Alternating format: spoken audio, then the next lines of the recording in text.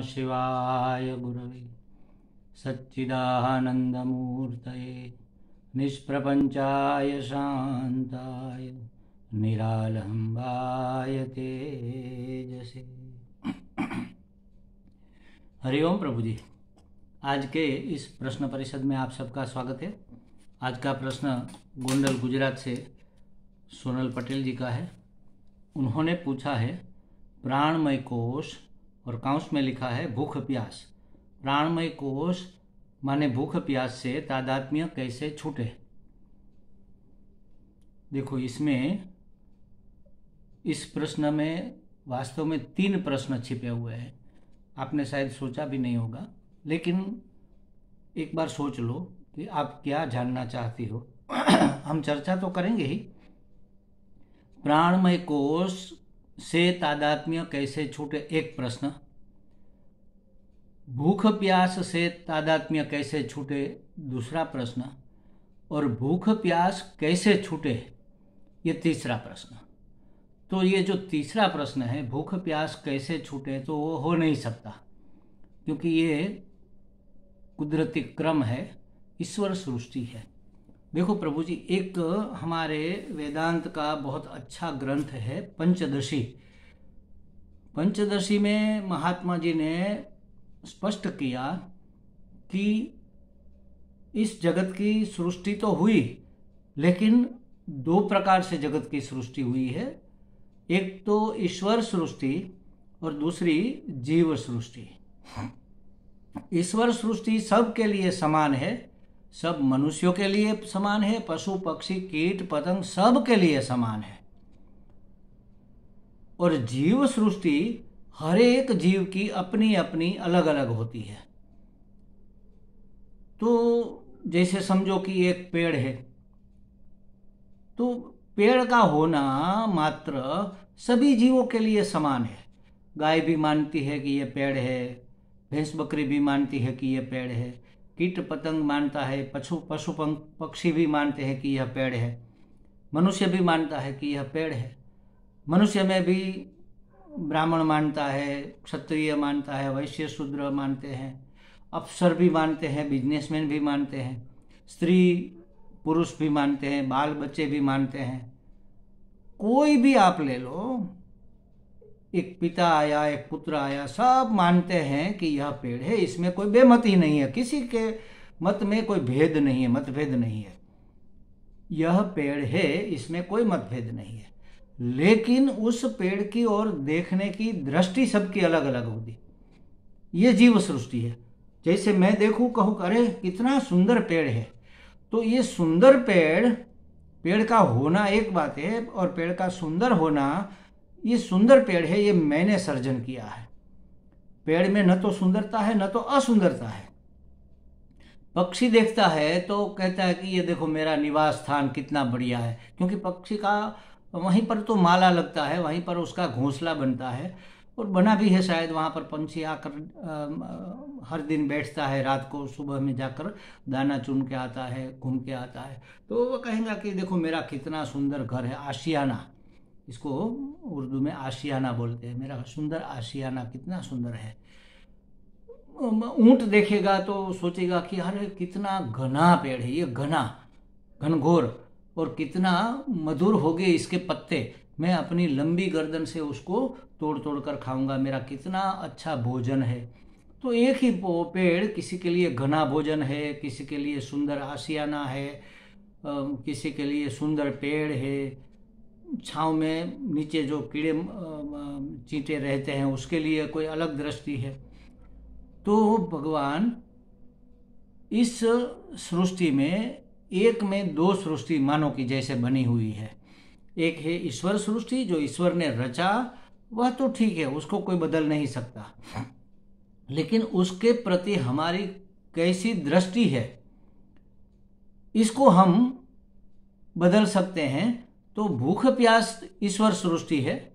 देखो प्रभु जी, एक बात बीच में और कह दूं कि इस विद्या का संपादन करने के लिए, वेदांत विद्या का संपादन करने के लिए या समझो कि इस यात्रा में आगे बढ़ने के लिए, या समझो कि अपने परम लक्ष्य को प्राप्त करने के लिए, छोटे छोटे लक्ष्य तो सबके होते हैं कि पढ़ूंगा मैं, ग्रेजुएट होना है, नौकरी करनी है, शादी करनी है, बीवी बच्चे होने चाहिए, मेरा बंगला हो, ये छोटे छोटे लक्ष्य हैं। लेकिन अंत तो गत्वा इंसान को अखंड आनंद चाहिए, परम पूर्णता चाहिए, जिसे परमात्मा भी कह सकते हैं। तो इस लक्ष्य को प्राप्त करना है जिस साधक को, उसके लिए मैं थोड़ा रिकमेंड करूंगा, थोड़े हमारे वेदांत के ग्रंथ है उसको अवश्य पढ़ना चाहिए। मैं तो कहता हूँ उसको अपने यहाँ बसा लेना चाहिए। जैसे समझो कि सबसे पहले तो आप तत्वबोध उसको जरूर पढ़ो, अपरोक्षानुभूति जो हम सप्ताह में शायद एक बार उसकी चर्चा कर लेते हैं, ये अपरोक्षानुभूति, और एक है साधन पंचक, और एक है विवेक चूड़ामणि, ये सब शंकराचार्य जी के ग्रंथ है। अन्य महात्माओं के भी ग्रंथ है, जैसे मैंने कहा अभी पंचदशी, और महात्मा पीताम्बर जी का है विचार सागर। अखंडानंद जी महाराज जो वृंदावन वाले हैं, उसके कई प्रवचन हुए कई विषय के ऊपर, उपनिषद और प्रकरण ग्रंथों के ऊपर, और उसके एक बहुत विद्वान शिष्य ने उन सब का एक संग्रह किया हुआ है एक बुक में, उसका नाम है वेदांत बोध। उसमें पूरा वेदांत आ जाता है महाराज। इसको तो खास करके आपको पढ़ना चाहिए, वेदांत सार है। और ओवरऑल सबसे ऊपर जिसका डेली अभ्यास करना चाहिए, जिसमें सब वेदांतों का सार आ गया, ये है श्रीमद् भगवत गीता। और अपनी श्रद्धा को बनाए टिकाने के रखने के लिए श्रीमद् भागवत। ये 10 जो ग्रंथ है, 10 या 11 जो हुए, ये मैं तो कहता हूँ ये ग्रंथ रत्न है वेदांत के प्राइमरी भूमिका के। इसको पढ़ने के बाद, इसको पढ़ते हुए भी आप उपनिषद 10 उपनिषद भी अभ्यास कर सकते हैं। तो इतने ग्रंथ जिसने कभी देखे ही नहीं, जिसने कभी सुने ही नहीं, इसके बारे में जानते ही नहीं, वह वेदांत को ठीक तरह से नहीं समझ पाएंगे, नहीं पहचान पाएंगे।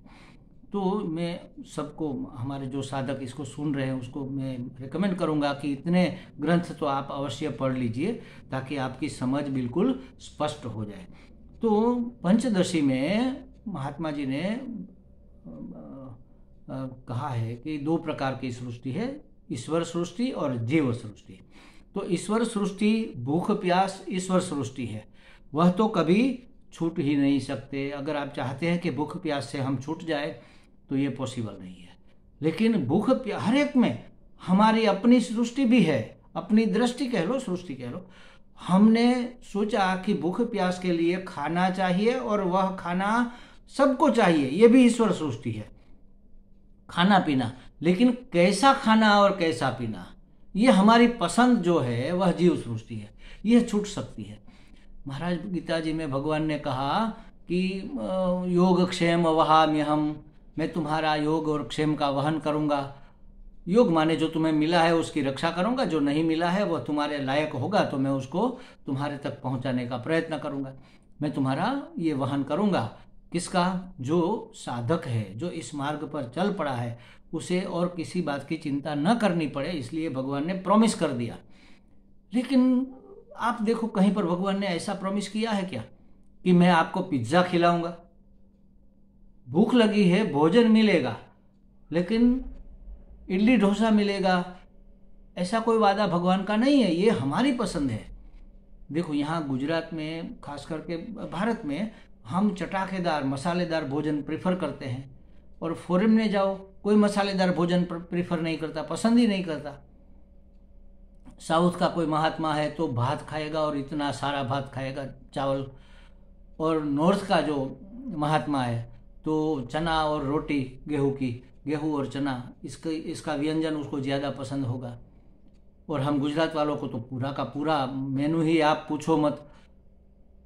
ट्रेन में अगर जा रहे हैं और किसी गुजराती को पहचानना है तो देख लो भोजन के समय, जिसके 56 भोग लगे हुए हैं, टिफिन खुला हुआ है, भात भात की चीज़ें जहाँ पर है, समझ लेना वो गुजराती होगा, वो पेटू होता है। मैंने तो सुना था एक बार कि अपोलो जो हॉस्पिटल है साउथ में, जो हार्ट की, वहाँ पर ज़्यादा से ज़्यादा तो गुजराती लोग ट्रीटमेंट कराते हैं, क्योंकि ज़्यादा हार्ट अटैक तो इसी को आते हैं, क्योंकि वो तला हुआ, नमकीन, चटाकेदार बहुत ज़्यादा खाते हैं। तो कहने का मतलब ये है कि भगवान ने कहा है कि मैं तुम्हारी भूख दी है तो भूख मिटाने के लिए भोजन भी दूंगा, दिया ही है, लेकिन कहीं पर हमारी पसंद का हो, ये हमारी जीव सृष्टि है, ये हमारी दृष्टि है। तो भूख प्यास नहीं मिट सकती, लेकिन भूख लगे तब क्या मिले खाने के लिए, यह पसंद हमारी समझ के साथ मिट सकती है। तो ये प्राणमय कोश मात्र भूख प्यास ही सिर्फ नहीं है।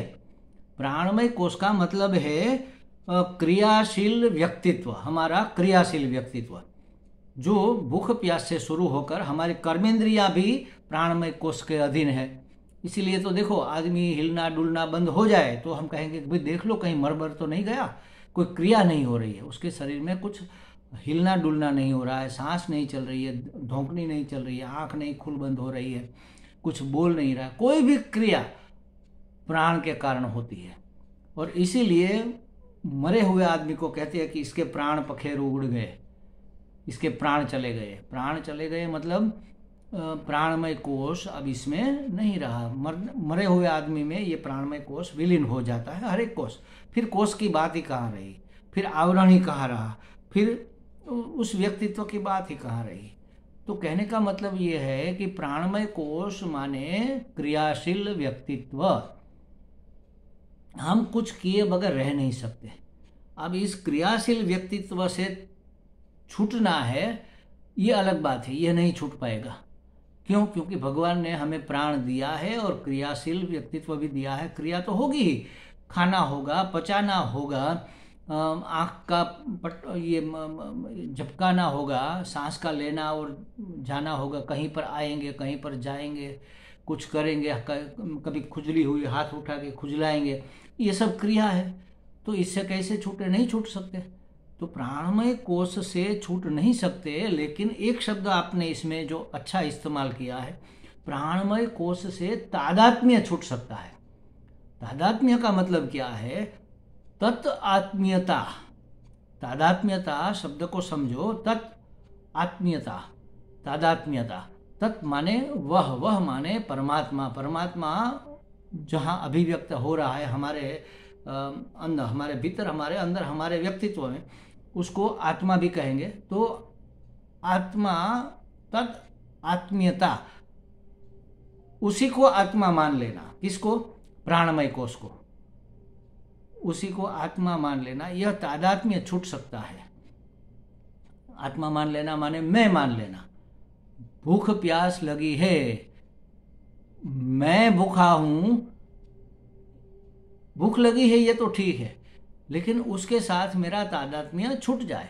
भूख लगी है तो भोजन मिलेगा। कई महात्मा ऐसे हैं, गंगा किनारे रहते हैं, कोई आता है दे जाता है तो भोजन कर लेते हैं, वरना गंगा जल पीकर अपना जीवन गुजार देते हैं, दिवस गुजार देते हैं, पत्ते फूल पत्ते खा लेते हैं जरूरत हुई तो।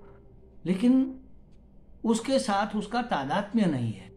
जैसे कल हमने देखा, ये स्थूल शरीर, इसको हम मैं मानते हैं, इसके साथ हमारा तादात्म्य है। तो क्रियाशील व्यक्तित्व, यह भी मैं का ही एक भाग हमने मान रखा है, ये मैं हूँ।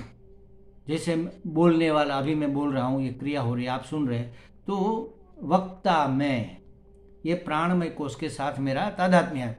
मैं वक्ता हूँ, मैं बोल रहा हूँ, मैं विद्वान हूँ, माने कि विद्वता भरी बातें मैं बोल भी रहा हूँ, मैं समझ भी रहा हूँ, इसको कहेंगे विद्वान।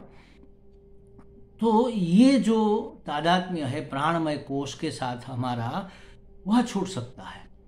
कैसे छूटे? आपने पूछा है यह तादात्म्य कैसे छूटे? तो ज्ञान से छूट सकता है, जानना पड़ेगा। किससे जानेंगे? तो 4 चीजें जो हमने कल कही थी वही आज कहेंगे। हर एक तादात्म्य से, हमारे जो पंचकोश है ना, वो 5 प्रकार का हमारा तादात्म्य है, व्यक्तित्व है हमारा, उसके अंदर छिपा है हमारा सत्य आत्मा। तो ये कैसे छूटेगा? तो इसके 4 उपाय हमने कल बताए थे। एक तो श्रुति से, शास्त्र को हम, सदशास्त्र को, श्रुति को हम समझेंगे, पढ़ेंगे, सुनेंगे, उसका अध्ययन करेंगे। दूसरा स्मृति से, श्रुति के आधार पर किसी महात्मा ने या तो किसी अवतार ने कुछ कहा है। जैसे समझो नारद जी भी भगवान के अवतार थे, तो नारद जी ने सब शास्त्रों के वह ज्ञाता थे, 64 शास्त्रों के ज्ञाता थे, सभी कलाओं के ज्ञाता थे। तो उन्होंने सबका सार लिखा, स्मृति कहेंगे उसको। तो ये शास्त्र के आधार पर ही किसी अवतारी पुरुष ने, किसी महात्मा ने लिखा हुआ है, तो स्मृति कहेंगे। जैसे कृष्ण भगवान को अगर हम अवतार माने तो गीता जी है, वह स्मृति ग्रंथ है, सभी शास्त्रों का इसमें सार है। तो श्रुति, स्मृति, और जिन्होंने इसको प्राप्त किया है परमात्मा को, ऐसे महात्माओं की अनुभूति क्या कहती है, उसकी अनुभूति। और हम बुद्धिमान है तो कुछ युक्ति लगाकर भी समझने का प्रयत्न करेंगे। तो युक्ति से, श्रुति, स्मृति, अनुभूति और युक्ति से हम ये हरेक कोश से अपना तादात्म्य तोड़ सकते हैं, तादात्म्य छोड़ सकते हैं। हमने ही तो पकड़ा है, और किसने पकड़ा है। तो एक क्या कहते हैं, एक चुटकुला मैं आपको बता दूं। एक आदमी एक महात्मा के सत्संग में डेली आता था और इस संसार से छूटना चाहिए, इस संसार चक्र से कैसे छूटे, ये सब हो गया। 1-2 दिन तो गए, फिर वह एक दिन रुका, सब चले गए तो महात्मा से हाथ जोड़कर मिला कि महात्मा जी आप हमारे पर कृपा करो, हमें इस संसार से छुड़ाओ। महात्मा जी आंखें बंद करके बैठ गए। थोड़ी देर वह बैठा, फिर चला गया। उसने सोचा कि महात्मा समाधि में चले गए। दूसरे दिन वही सिलसिला, तीसरे दिन वही सिलसिला। चौथे दिन जब वह समुद्र के किनारे या नदी के किनारे कहीं घूम रहा था तो देखा कि सामने से वही महात्मा आ रहे हैं। पकड़ा उसको कि महात्मा जी मैं डेली आपको एक प्रश्न पूछता हूँ और आप समाधि में चले जाते हैं, आज आप आंख बंद नहीं करेंगे, आप मुझे समझाइए कि मुझे संसार से कैसे छूटना है। तो उसने कहा चलो आश्रम पर, मैं वहाँ समझाता हूँ। गए दोनों आश्रम पर। तो आश्रम में एक बरामदा था, उसमें एक खंभा लगा हुआ था टेका के रूप में। तो कहा कि बैठो, मैं 2 मिनट में अभी थोड़ा अपना काम निपटा लो। उसको बिठाया और खंभे से लिपट कर महात्मा जी चिल्लाने लगे कि मुझे कोई इस खंभे से छुड़ाओ, मुझे कोई इस खंभे से छुड़ाओ। उस आदमी ने थोड़ी देर तो सुना कि ये महात्मा क्या कर रहे हैं, फिर कहा कि महात्मा जी क्या कर रहे हैं, अरे भाई मेहरबानी करो मुझे इस खंभे से छुड़ाओ। अरे महात्मा जी आपने पकड़ा है, आप छोड़ दो, खंभे ने थोड़ा ही पकड़ा है। तो महात्मा ने छोड़ दिया और कहा कि बस मैं यही समझा रहा हूँ कि संसार को तुमने नहीं पकड़ा है, तुमने संसार को पकड़ा है, तुम छोड़ दो छूट जाएगा। मैं आंख बंद कर देता था, इसका मतलब यही था कि संसार की ओर से अपनी आंखें बंद कर दो। संसार भला है, संसार बुरा है, संसार ऐसा है, संसार वैसा है, इसमें यह मिलेगा, इसमें यह मुश्किल से मिलेगा और ये तो मिलेगा ही नहीं, ये किसी किसी को मिलता है, मुझे क्यों नहीं मिल, ये सब बातें संसार है। तो बस इसको छोड़ दो। ये छोड़ना हमारे हाथ में है, मतलब तादात्म्य तोड़ना, उससे एक पना, उसमें आत्मपना, मैं पने की बुद्धि, यह मैं हूँ, यह समझ से हम छोड़ सकते हैं। और समझ आएगी श्रुति, स्मृति, अनुभूति और युक्ति से। तो कोई अच्छे गुरु से आपको इसका ज्ञान प्राप्त करना चाहिए। और मैंने जो शुरू में कहा, ये 10-11 जो ग्रंथ है उसका आपको जरूर अभ्यास करना चाहिए ताकि आपकी यात्रा एकदम सुगम हो जाए। और फिर भी आपने ये जो पूछा है बहुत अच्छा प्रश्न है, लेकिन प्रश्न को हर एक व्यक्ति को लिखकर पहले उसको पढ़कर समझ लेना चाहिए। जैसे मैंने कहा कि प्राणमय कोश का उसमें लिखा है आपने भूख प्यास से तादात्म्य कैसे छूटे, तो उसमें 3 प्रश्न हो गए। प्राणमय कोश से तादात्म्य कैसे छूटे, एक बात वो तो हो सकता है। प्राणमय कोश कैसे छूटे, ये नहीं हो सकता। भूख प्यास से तादात्म्य कैसे छूटे, हो सकता है। भूख प्यास से ही कैसे छूटे, ये नहीं हो सकता। मतलब 4 प्रश्न हो गए। तो वास्तव में हम क्या जानना चाहते हैं, हम छूटना किससे चाहते हैं? भूख प्यास से नहीं छूटना चाहते, कोई छूट भी नहीं सकता। हम भूख प्यास में जो तादात्म्य किया हुआ है उससे छूटना चाहते हैं। और सिर्फ भूख प्यास ही प्राणमय कोश नहीं है हमारा। हम कुछ किए बगैर कहाँ रह सकते हैं? वर्कोहोलिक है, कुछ किए बगैर आप बैठो 5 मिनट आंख बंद करके ऐसे हिले डुले बगैर नहीं बैठ पाओगे। बड़ी मुश्किल है बैठना, 1 मिनट भी बैठना मुश्किल है। मन को स्थिर करके, शरीर को स्थिर करके, बुद्धि को स्थिर करके बैठना, वाणी को रोक कर, आंख बंद करके, इंद्रियों को रोक कर बैठना बड़ा मुश्किल है महाराज। कुछ किए बगैर हम रह नहीं सकते, क्योंकि यह मैं हूं। अगर मैं कुछ करता नहीं हूं तो मैं हूं इसका मुझे प्रमाण नहीं मिल रहा। इसलिए मैं मानता हूं कि मैं कुछ न कुछ करता रहूं ताकि मुझे आश्वासन मिले कि मैं हूं, मैं मिट नहीं गया हूं। तो महाराज ये प्राणमय कोश से तादात्म्य छूट सकता है, प्राणमय कोश नहीं छूट सकता। तो मुझे लगता है सोनल जी को कुछ स्पष्टता हो गई होगी। हरिओम।